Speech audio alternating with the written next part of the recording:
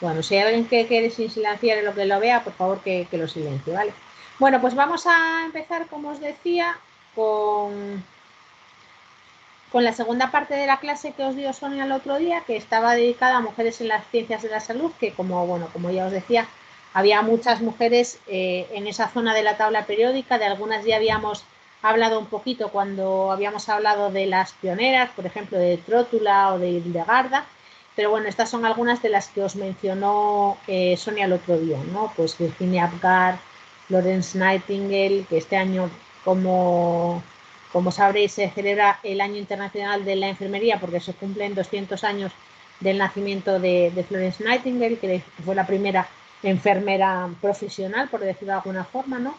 Barbara McClintock, Mary Stevens y Rita Levi Montalcini o Isabel Zumba. Bueno, y quiero hacer, sé que ya os hablo de Rita el otro día, pero quiero hacer un par de comentarios, más que nada para que lo sepáis, cuando veáis esto, aquí, cuando veáis la presentación, ¿vale? Que si pincháis aquí en este nombre de Rita Levi Montalcini sale una entrevista con ella, ¿vale? Que dura unos 20 minutos, pero que repasa muchas cosas de su vida y ya sabéis que a mí me gusta también siempre pues facilitaros recursos de las científicas hablando en primera persona y contándonos ellas pues sus aspiraciones, sus metas, sus inconvenientes, sus impresiones y todas esas cosas, ¿no? Y luego os acordáis que ya os hablo del elogio de la imperfección, que era la autobiografía.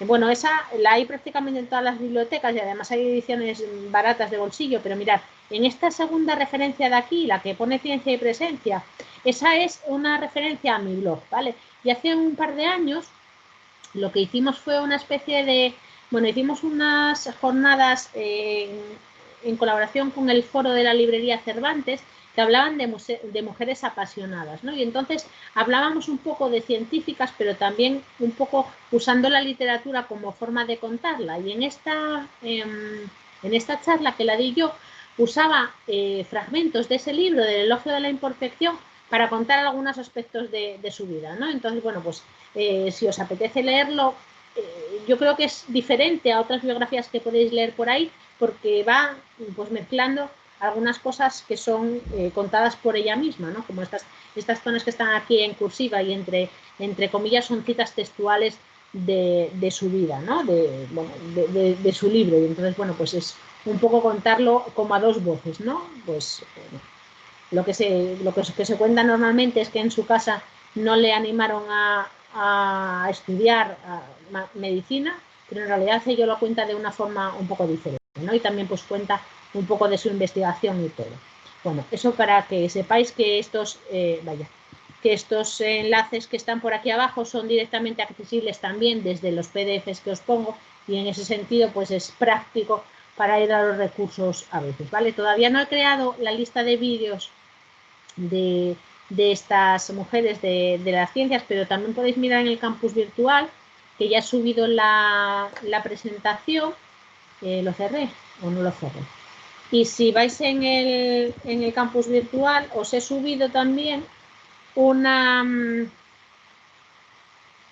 para que veáis y que os entretengáis un rato, os he subido una sopa de letras de mujeres en la física que tenéis que buscar los nombres de... Bueno, si os apetece, claro, esto ya es voluntario. Que tenéis que buscar los nombres de... Aquí la sopa de letras de mujeres en la física, que tenéis que buscar los apellidos de un montón de físicas, prácticamente todas las que hemos visto, y aquí hay unas cuantas palabras cruzadas con los apellidos de las científicas de ciencias de la vida, que bueno, os da unas pistas de este estilo, ¿no? Pues la actual directora del CENIO, y tenéis que poner el nombre para repasar y que se os queden los conceptos, que si no es mucho trabajar nosotros y poco trabajar vosotros y no puede ser. ¿Vale? Venga, pues entonces continuamos y vamos a hablar ya de algunas de las nuevas, ¿no? De las que no tenemos tan conocidas hasta el momento. Una de ellas es esta farmacóloga que es Frances Oldham Casey. Estoy segura que vosotros no conoceréis a esta farmacóloga, pero conoceréis partes de su investigación, porque por la generación a la que pertenecéis, me imagino que vosotros habéis tenido contactos con alguna persona que haya sido afectada por lo que se llamó en su momento el escándalo de la talidomida, ¿no? Sabéis que bueno, hace varios años, a mediados de los años 40 sobre todo, se empezó a comercializar una sustancia, un fármaco, que prometía eliminar las molestias, náuseas que se producían durante el embarazo, ¿no? El problema fue que en ese momento la regulación de cómo los nuevos fármacos llegaban al mercado era más laxa que lo que es ahora, y entonces se autorizó esa venta de ese medicamento sin llevar a cabo todas las comprobaciones de seguridad. Se puso en venta en Europa y pronto empezaron a observarse algunos detalles que a algunos médicos no les gustaban, ¿no? Las mujeres que habían tomado este fármaco sufrían más abortos espontáneos y además había muchos niños que nacían con malformaciones.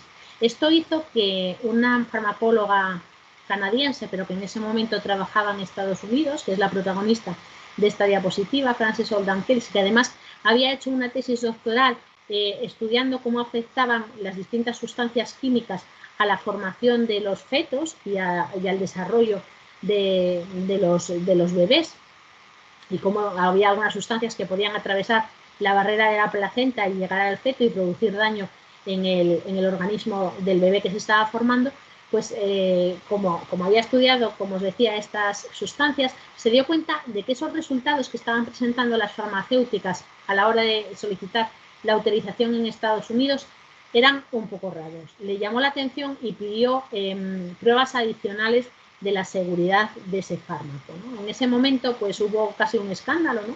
Porque era una mujer en Estados Unidos y frente a una industria muy potente, que era la industria farmacéutica, que quiso desacreditarla como persona y desacreditarla como científico, pero ella se negó a autorizar, trabajando para la FDA, que es la Administración Americana de Alimentos y Fármacos, se negó a autorizar la venta de esa sustancia hasta que las pruebas fueran más contundentes y comprobasen la seguridad.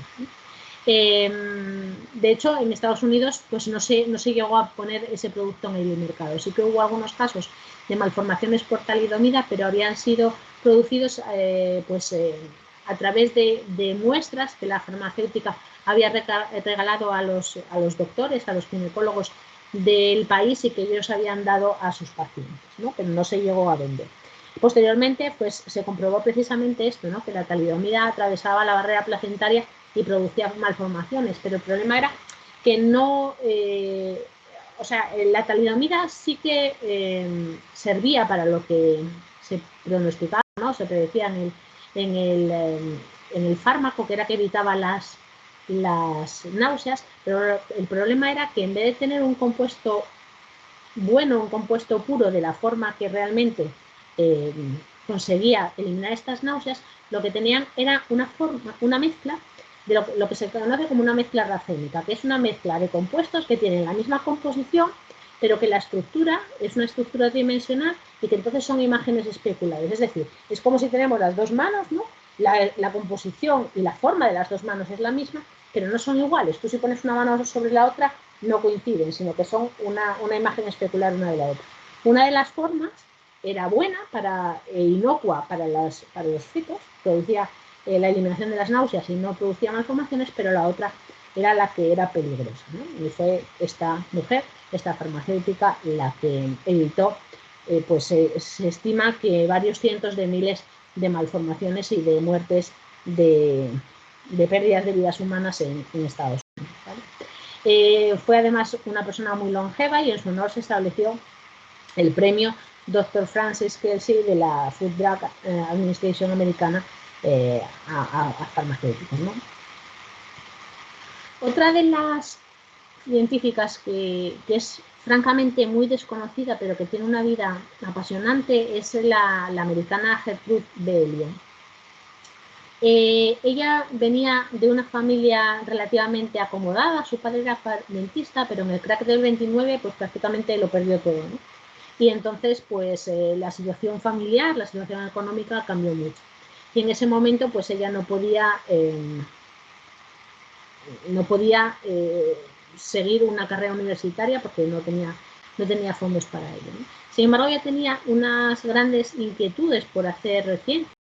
la investigación porque muy unida a su abuelo y lo había visto morir después de una enfermedad larga, de un cáncer largo, y en ese momento había decidido que ella quería dedicarse a conseguir algo útil para evitar la muerte y el sufrimiento de las personas, ¿no? En un momento determinado, cuando después de que hubiera conseguido con dificultades y combinando el trabajo con los estudios licenciarse, obtuvo un trabajo de media jornada en un laboratorio farmacéutico y en ese momento se matriculó en el doctorado, ¿no?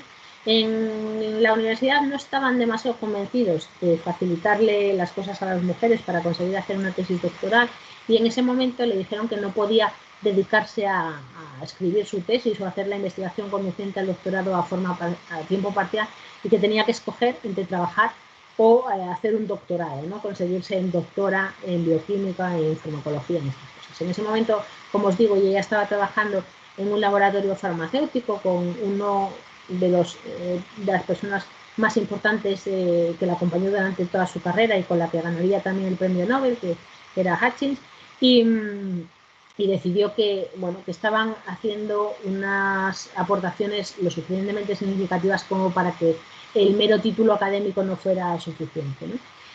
Juntos descubrieron principios activos para un montón de fármacos. Los primeros principios activos que sirvieron para tratar la leucemia, algunos tipos de cáncer infantil, la malaria, la gota, el herpes e incluso los primeros fármacos que permitieron llevar a cabo trasplantes de forma más segura porque conseguían evitar el rechazo de los órganos, ¿no? Como os decía, ganó el premio Nobel. Uno de sus lemas era nada que merezca la pena es fácil, e incluso jubilada colaboró en el desarrollo del primer fármaco efectivo contra el SIDA, con lo cual, como podéis ver, bueno, las aportaciones de Trudy Elion a la ciencia y a la mejora de nuestra vida cotidiana es muy importante, ¿no? De hecho, el medicamento que se sigue utilizando contra el herpes, el aciclovir, es el mismo principio activo que ella descubrió, ¿no? Y además lo hicieron de una forma muy sensata, no probando moléculas al tuntún, sino haciendo una especie de análisis predictivo de cómo se tenían que comportar las moléculas, ¿no? De qué características tenían que tener para ser más efectivas, con lo cual iban como más a tiro fijo que las aproximaciones tradicionales en ese momento. Otra de las mujeres que ganó un premio Nobel, de los primeros premios Nobel que se consiguieron en medicina para las mujeres, fue otra estadounidense, en este caso es Rosalind Yalow. Rosalind Yalow estudió física y se doctoró en física nuclear. Durante un semestre enseñó en el City College de Nueva York, donde coincidiría con Millie Dresselhaus, y fue ella la que le dio el impulso necesario para que Millie se sintiese lo suficientemente apta como para apostar por la física y abandonar su idea previa de ser maestra, ¿no? Se convertiría en una mentora para ella durante toda su vida y recibió el premio Nobel por desarrollar una técnica del radioinmunoensayo, que es una técnica que permitía pues marcar las moléculas radiológicamente para seguirlas y hacer una terapia más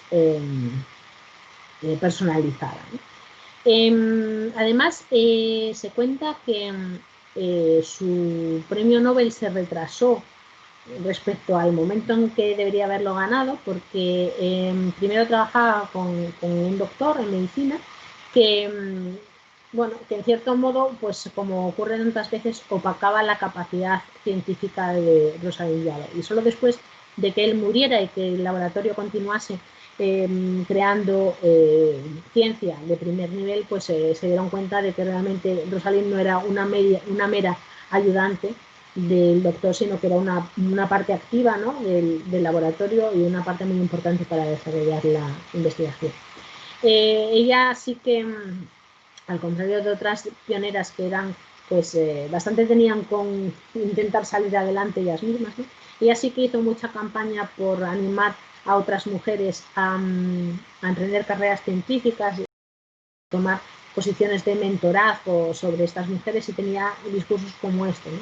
Que tenemos la obligación de hacer que el camino de las mujeres que nos sigan sea más fácil y tenemos que creer en nosotras mismas porque si no, nadie más lo hará.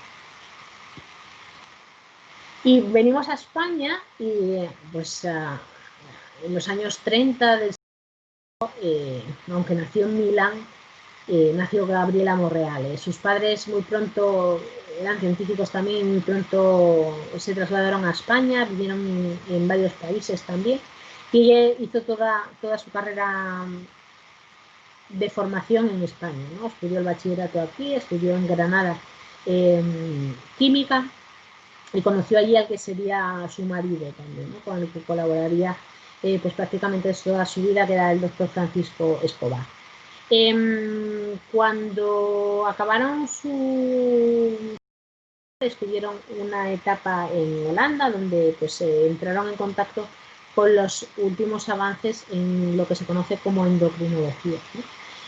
Sabéis que los endocrinos son estos médicos que nos ponen a dieta y controlan nuestra diabetes, nuestra tiroides y todas estas cosas. Ella fue una de las pioneras de esta ciencia en España. De hecho, pues como os digo, ella estudió en Granada y estaba muy vinculada, su marido también era de la zona y estaba muy vinculada con esa zona de Andalucía y esa zona de Extremadura.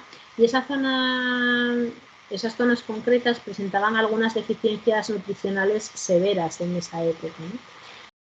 A investigar qué era lo que pasaba, qué era lo que fallaba en esas dietas para que se produjesen algunas enfermedades endémicas como el yodo, el bocio, por ejemplo, ¿no? Entonces dedicó su vida a investigar cómo la presencia de yodo en la alimentación y en la sangre podía modificar pues, la aparición de ciertas enfermedades, ¿no? Y cómo pues, influía en la hormona tiroide, en la glándula tiroide, perdón. De hecho, sabéis que en España la sal de mesa es sal yodada y ella fue la responsable de que esto fuera así, ¿no? Precisamente para evitar esos problemas endémicos en la zona de las urbes, por ejemplo. Además, también es responsable de una prueba que le hacen ahora mismo a todos los recién nacidos en prácticamente todo el mundo, que es la prueba del talón.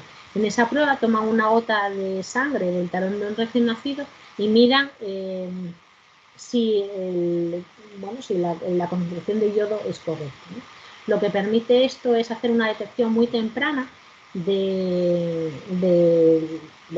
posibles efectos, de posibles enfermedades en los bebés y por tanto hacer una prevención en caso de que se detecten este déficit de yodo, ¿no? Y también por eso se siguen dando suplementos de yodo a las embarazadas. Esta prueba del talón, como decía, es una idea de Gabriela Monreale, pero solo un par de años después de que se empezase a implantar en España, la Organización Mundial de Salud la recomendó a todo el mundo, ¿no? Como una forma de controlar la salud de los recién nacidos y de detectar de forma temprana estos problemas. Ella fue uno de los primeros premios nacionales de investigación otorgados a mujeres en España y también fue premio Rey Jaume I de investigación clínica. Hay un libro que publicaron hace un par de años algunas investigadoras del CSIC, porque ella realizó toda su carrera en el CSIC, un poco resumiendo todas las aportaciones y homenajeándola, y ha recibido un premio recientemente a una de las mejores biografías sobre estas cosas, ¿no?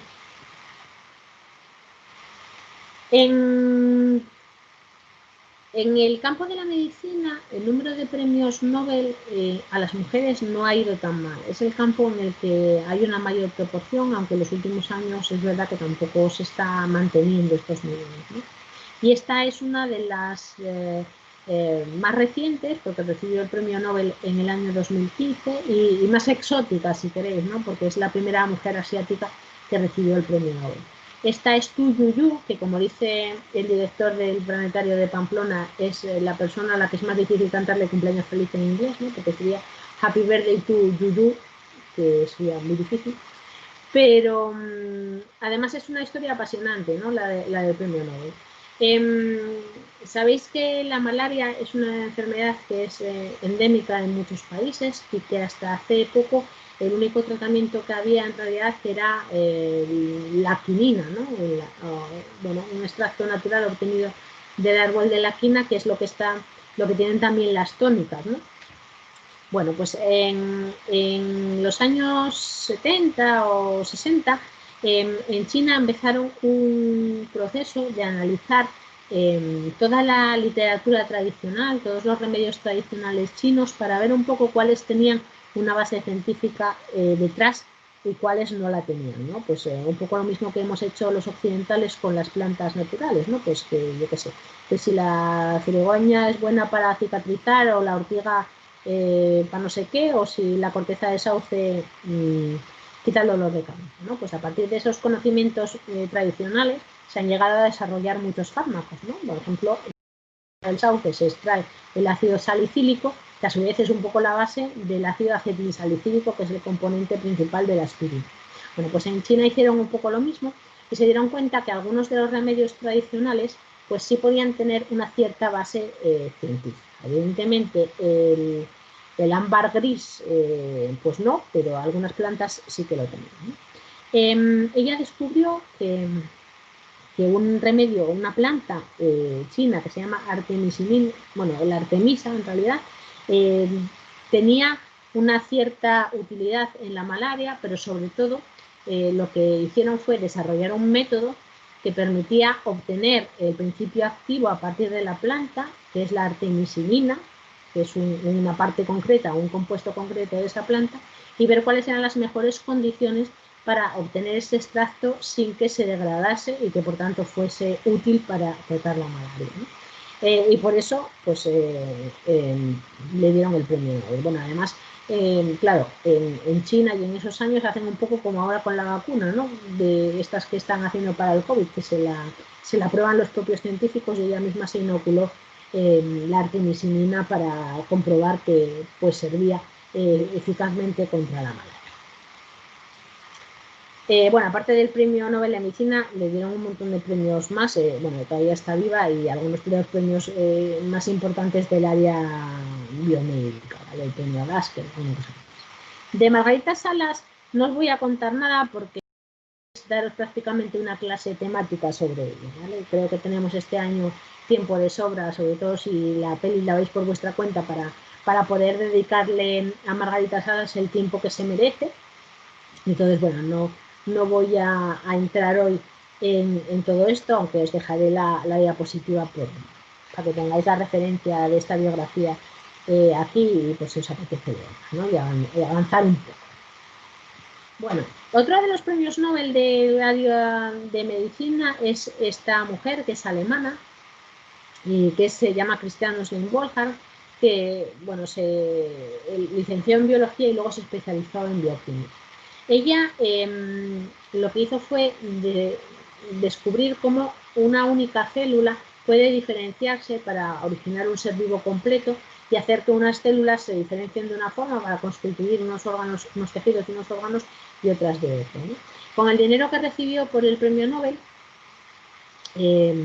creó una fundación para estimular a las jóvenes científicas alemanas a que se dedicasen a la investigación, un poco como hizo Jocelyn Bell con el premio Breakthrough. Y bueno, pues como os decía, ganó el premio Nobel de Medicina en el año 95, y estos estudios primeros los había hecho sobre moscas para identificar pues eso, cuáles eran los genes que hacían que una célula se diferenciase de una forma o de otra, y ahora está estudiando la evolución en peces, ¿no?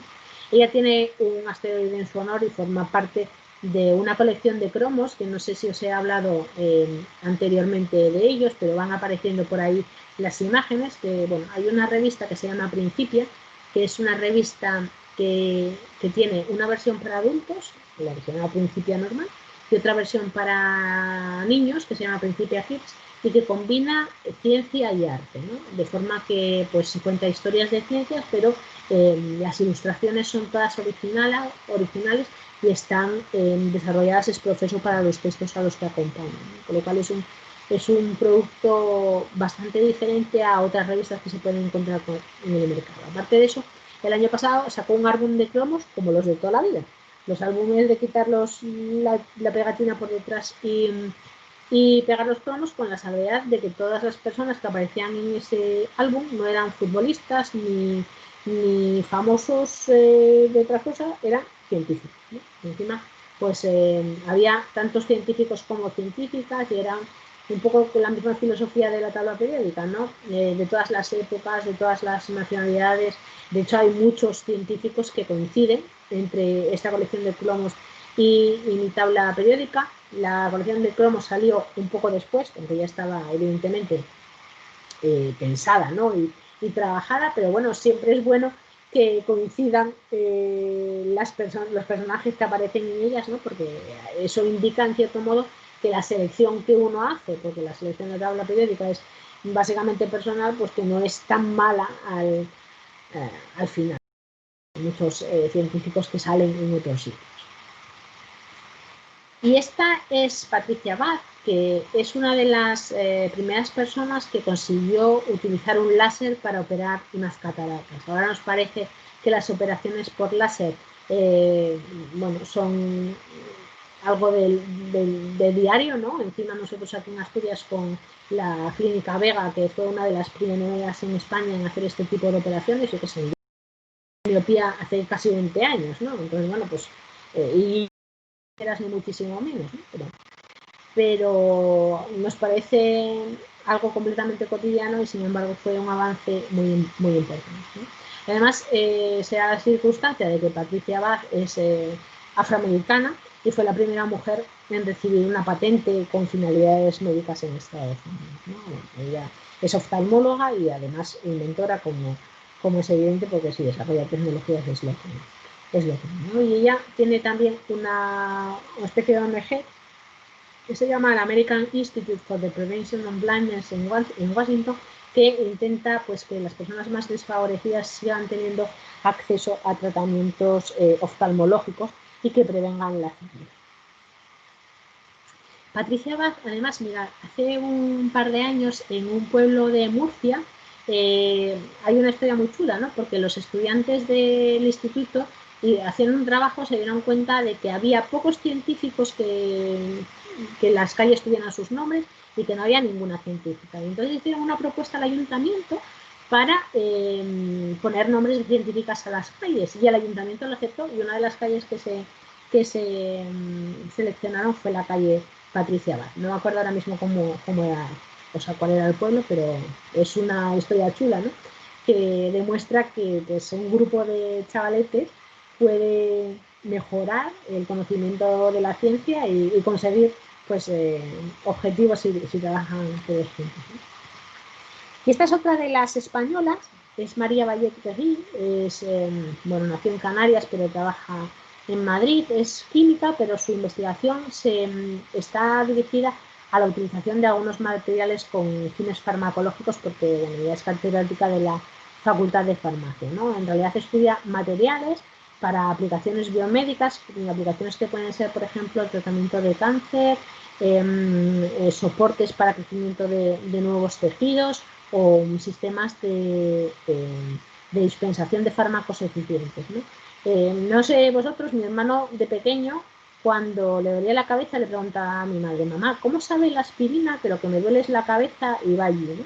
Pues esto es un poco, lo que hace el grupo de María Valle es un poco lo mismo. En realidad están diseñando unos fármacos bueno, no, unos fármacos no, una especie de transportadores, ¿no? Que se vinculan al fármaco. De forma que las células que están dañadas, por ejemplo, las células cancerosas, que son diferentes de las células de su entorno, por ejemplo, porque el pH de la zona es diferente o la temperatura de la zona afectada es diferente, pues cuando llegan los fármacos a esa zona, se sueltan del transportador y es allí donde tienen su efecto. ¿Qué conseguimos con eso? Pues que no se pierda parte de la aspirina en un dolor de codo que no tienes, sino que vaya toda al sitio afectado, ¿no? Ella, bueno, por ejemplo, es amiguita o colega de Clara, ¿no? Porque forma parte también del jurado del Premio Princesa de Asturias de Investigación. Y bueno, ella tiene el Premio Nacional de Investigación Torres Quevedo y el llama primero de Investigación Básica, por ejemplo, ¿no? Tiene también una cuenta de Twitter. Y mira, hace unos días salió en el programa Órbita Laica, que es un programa de ciencia de televisión española que sale los lunes, y vamos a ver por lo menos un poquito de su entrevista, que así os cuenta ya un poco a qué se dedica más.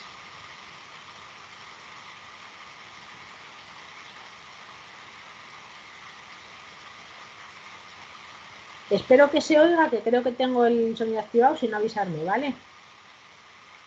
Vale.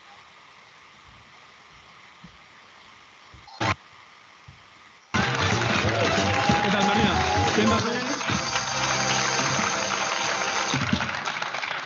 Bienvenida a Órbita Laica. Muchas gracias.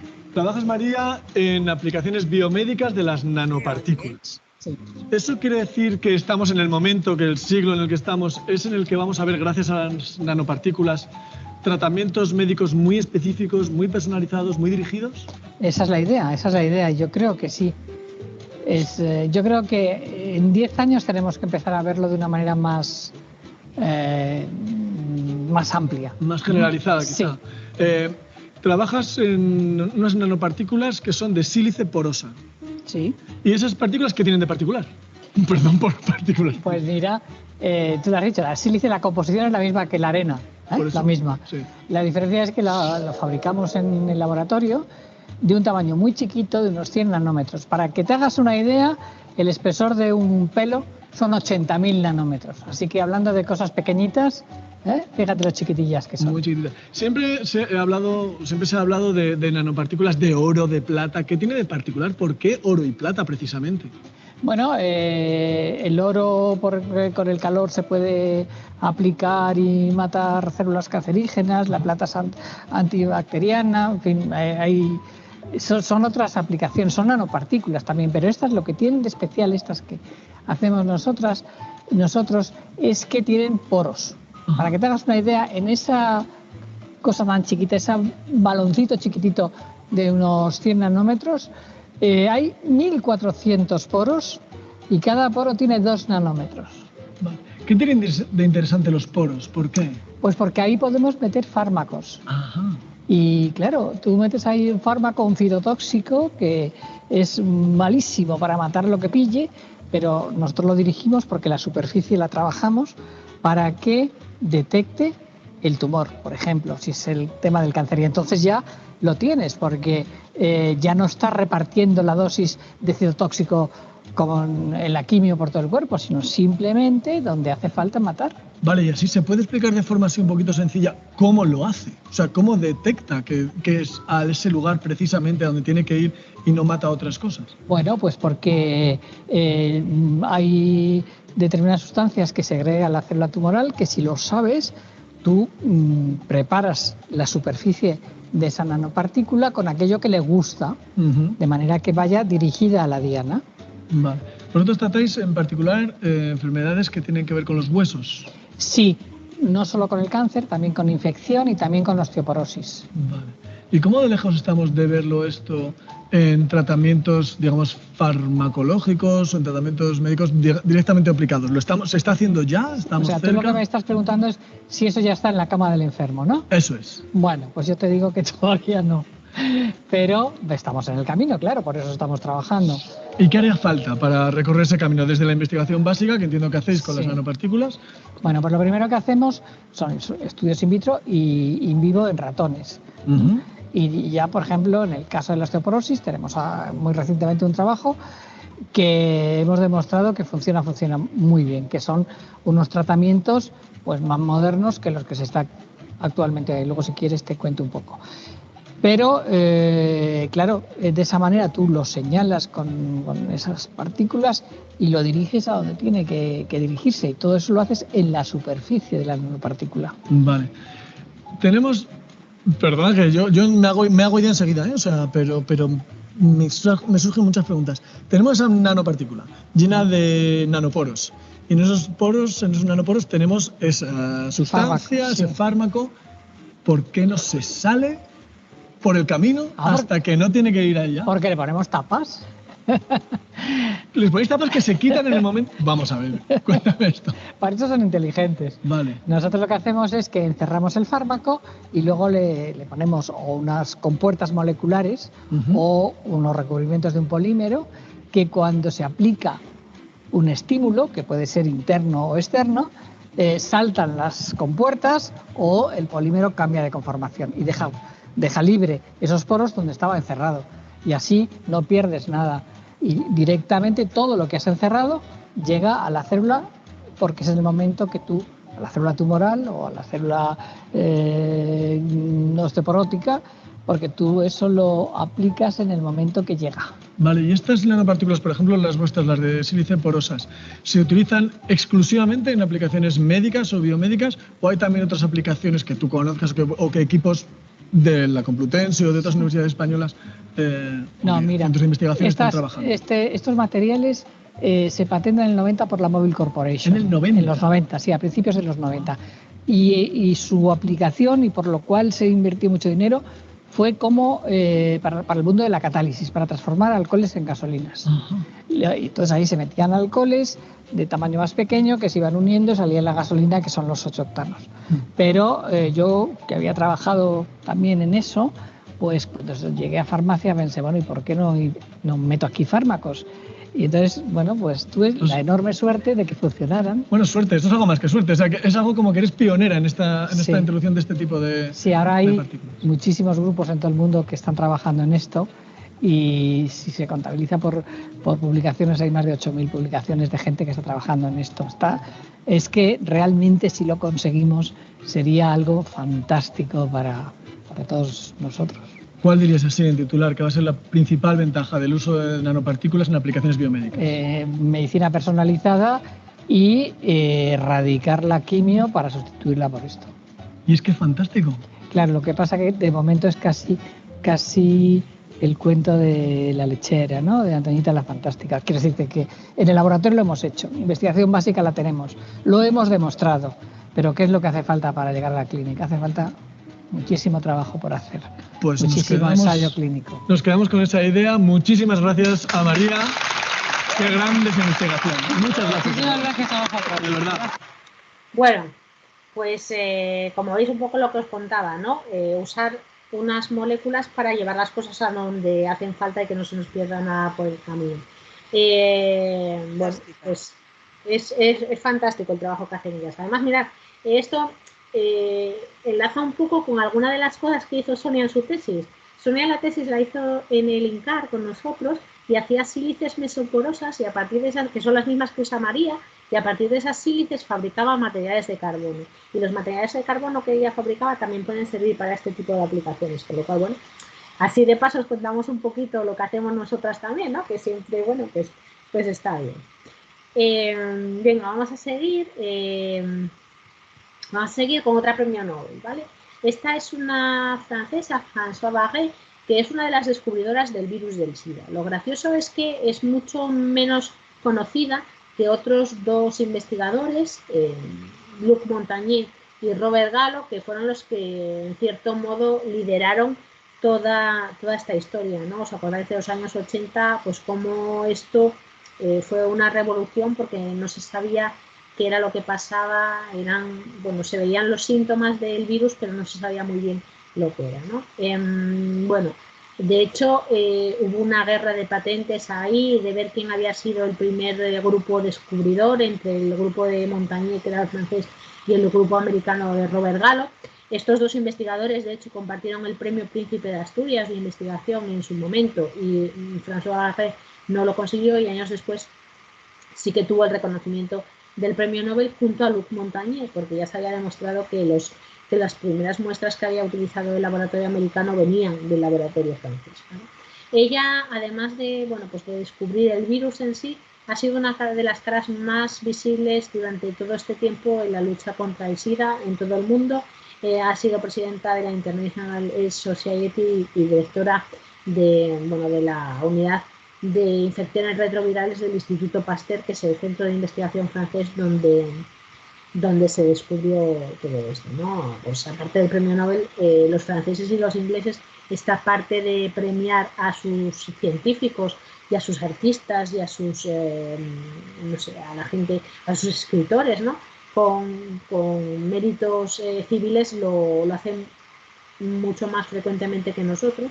incluso a miembros extranjeros, ¿no? Todos sabemos que Pedro Almodóvar tiene la Gran Cruz también de la Legión Francesa, pues ella también lo tiene, ¿no? Y Linda Bach un poco lo mismo, también tiene el premio Nobel, en este caso por estudios relacionados con el olfato, ¿no? En los últimos 20 años hemos aprendido muchísimo sobre cómo somos capaces de utilizar los receptores y transmitir la información al cerebro, que es básicamente lo que ella descubrió en el caso de los olores, ¿no? Como eran las feromonas las responsables de esta etapa, primero de detección en los receptores olfativos y luego de interpretación en el cerebro. Esta no es mi científica preferida, ni muchísimo menos, porque es un poco de las que dicen que hay que volcarse en la investigación, que tiene que ser lo más importante, que no se puede tener otra vida, que si trabajas hasta el infinito y más allá conseguirás lo que te propongas, y eso pues no siempre es verdad, ¿no? Evidentemente es cierto que la ciencia es una carrera profesional que tiene una parte de vocación, que hay momentos en la carrera investigadora en los que pues, puede que las horas no sean importantes, ¿no? Las horas que inviertes en ello, pero no puede ser que tu vida se dedique única y exclusivamente a la ciencia porque no es el mensaje que yo quiero transmitir cuando intento que los jóvenes se apasionen por la ciencia y vean esto una carrera profesional, ¿no? Quiero que vean que es una parte profesional que llena mucho, pero que no es la única parte de la vida, ni muchísimo. Y esta es de las que creo por la ciencia y nada más que nada. Este año, por ejemplo, que las veremos luego, le han dado el premio Nobel de Química a dos investigadoras de las que ya hemos hablado, ¿os acordáis? Emmanuelle Charpentier y Jennifer Doudna, y se ha hecho mucho hincapié en que eran las primeras dos mujeres que ganaban en solitario el premio Nobel de Química, y bueno, total, que en realidad ha habido otras mujeres que lo habían ganado juntas también, ¿no? Es verdad que Elizabeth Blackburn y Carol Greider, que es la siguiente, lo ganaron compartido con un señor, pero bueno, tampoco hay que hacer un drama de esto, ¿no? Quiere decir que hay muchas mujeres que han compartido el premio Nobel. Ellas, que las vamos a ver un poco juntas, se dedicaron a estudiar los telómeros. Los telómeros son los extremos de los cromosomas y se dieron cuenta que había una enzima que en función de su concentración en el ambiente hacía que los telómeros fuesen más largos o más cortos al copiar el ADN. Y luego se dieron cuenta que cuanto, bueno, pues que eso, que cuando menos telómeros a más cortos eran los telómeros, y que esto estaba asociado también a cómo de viejas eran las células y cuántos errores tenían y cómo era su capacidad para replicarse, ¿no? Y esto, bueno, como os decía, Greider y Blackburn compartieron el premio Nobel con Szostak, que era mentor de Elizabeth Blackburn, y Elizabeth Blackburn era mentora de Carol Greider, que es esta, ¿no? El caso de Carol Greider además es muy inspirador, sobre todo pues cuando queremos hablar no sé, con chavales que no tienen un expediente brillantísimo y que piensan que a lo mejor que la ciencia no es para ellos, porque piensan que la ciencia solo lo hacen personas muy brillantes, ¿no? Carol Greider tuvo muchísimos problemas durante su formación académica porque era disléxica. Le costó muchísimo bueno, pues obtener su título y poder dedicarse a una carrera investigadora, ¿no? Pero al final, pues como veis, un premio Nobel y además uno de los premios Nobel obtenidos a menor edad, ¿no? En el caso de las mujeres, ha sido una de las mujeres más jóvenes en obtener este premio Nobel, ¿no? Ella, probablemente también por su experiencia, por cómo le había costado integrarse en el mundo académico convencional, siempre habla de que es muy importante tener influencias externas, ¿no? No cerrarte en tu grupito de laboratorio y que todos pensemos igual y todos tengamos la misma formación, sino que a través de conversaciones y de interacciones con otras personas de fuera pueden avanzarse muchísimo.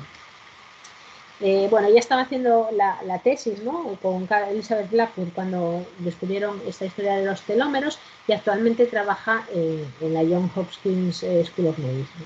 Y precisamente allí fue donde trabajó María Blasco, que es la actual directora del Centro Nacional de Investigaciones Oncológicas, que es discípula de Margarita Salas. Hizo la tesis con Margarita Salas, y cuando acabó su tesis doctoral y se fue a buscar un trabajo en el extranjero antes de volver con esa experiencia, pues se fue con Carol Greider a trabajar a Estados Unidos, ¿no? Y fue allí donde empezó a trabajar precisamente con la telomerasa, y esa línea de investigación es la que lleva ella en el CENIO, también un poco pues estudiando estos aspectos del envejecimiento celular, ¿no? De hecho, ella y una periodista que se llama Mónica Salomone tienen un libro de divulgación que se llama algo así como Morir joven a los 140 años, porque ya no es solo bueno, pues controlar el envejecimiento de las células, sino llegar a mayor en unas buenas condiciones, ¿no? Unas buenas condiciones físicas y mentales, y eso pues parece que la longitud de los telómeros y la presencia de telomerasa tiene mucha importancia, y que además de todo eso está relacionado con el cáncer. Y bueno, ya sabéis que, no sé cómo es, 1 de cada 3 de nosotros va a tener cáncer en algún momento de su vida, así que más nos vale ir buscando soluciones, ¿no? Esta es una cardióloga, una de las cardiólogas más importantes de España, dirige el Centro de Investigación Cardiovascular de Cataluña, y tiene también pues el premio Jaume I de Investigación Clínica. Además, ella había hecho una carrera muy importante en Estados Unidos, y luego se volvió a España bueno, pues, por motivos familiares, y en cierto modo ha dado un paso atrás en reconocimiento, ¿no?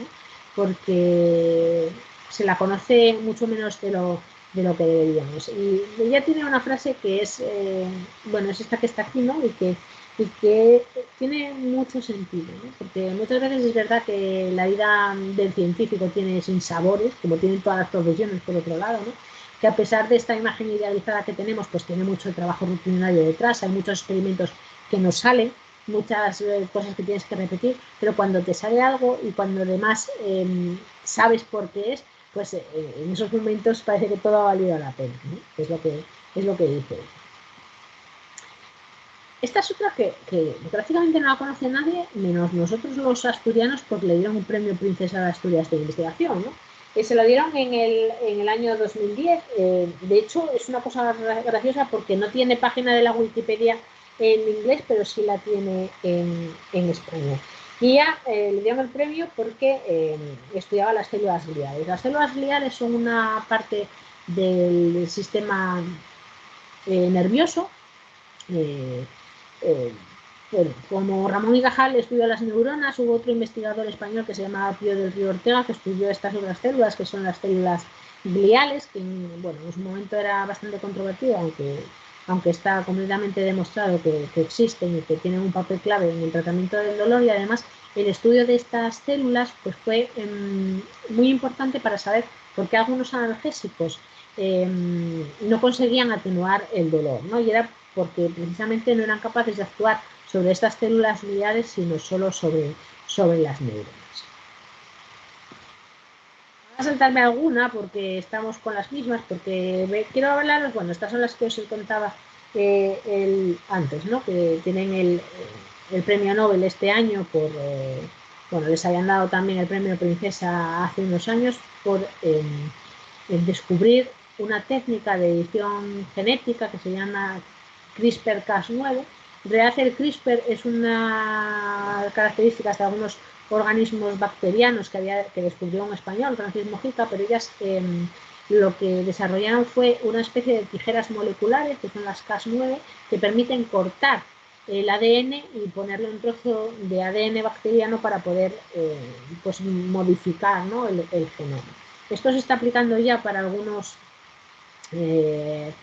para modificar algunas plantas y algunos organismos sencillos, pero bueno, tiene unas aplicaciones teóricas muy importantes en reparación de daños humanos, ¿no? Por ejemplo, para evitar enfermedades.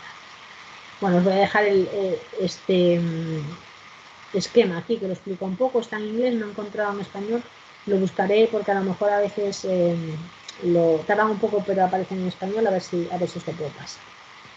Bueno, y lo que quería hablaros un poco es de algunas de las mujeres que ahora están adquiriendo cierta relevancia por su papel en los tiempos en los que estamos, ¿no? En la lucha contra el COVID, en buscar soluciones, en transmitir la información de forma lo más veraz posible y de forma que sea entendible por todos. Y esta mujer, la doctora Margarita del Val, es una de las que más presencia pública ha tenido en los últimos meses, ¿no? Me imagino que prácticamente todos vosotros habéis oído hablar por ella. Hace unos días también en las jornadas de la Semana de la Ciencia de la España tenía una conferencia.